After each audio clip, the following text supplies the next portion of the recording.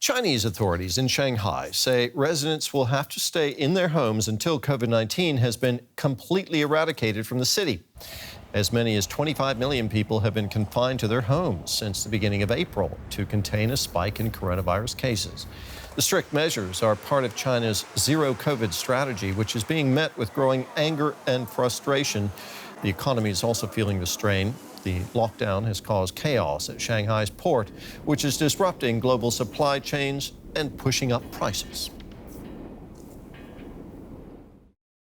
For more on that, we're joined here in our studio by DW correspondent Clifford Coonan. Clifford, China's lockdown measures in dealing with COVID are severe. What sort of economic consequences will all this have? Well, it's going to have very severe economic consequences. I mean, it's truly a remarkable lockdown. A quarter of the population of China is under some form of lockdown.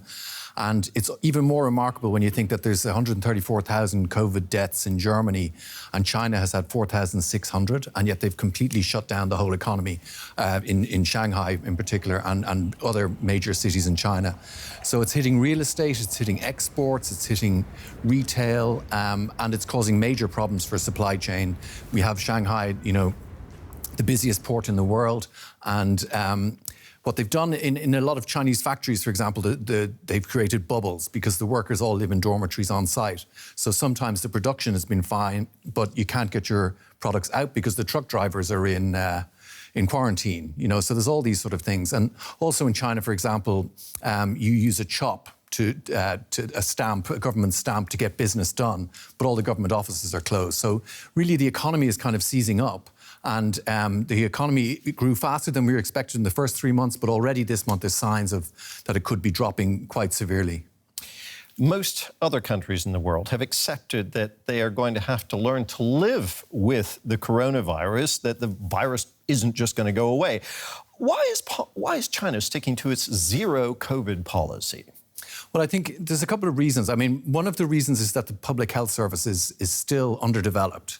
And there is a genuine worry that if there is a mass infections, that the hospitals won't be able to cope, that there won't be enough beds, that there won't be enough ICUs and to look after people.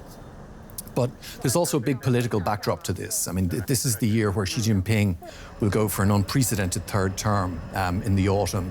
And he needs to make sure that he's put a lot of political capital into this, saying that we're going to get rid of COVID. And so he now has to back that up. And there's a problem as well with the vaccinations in China, that the Chinese vaccines don't work. So he has to really, they don't work as well anyway as Western vaccines.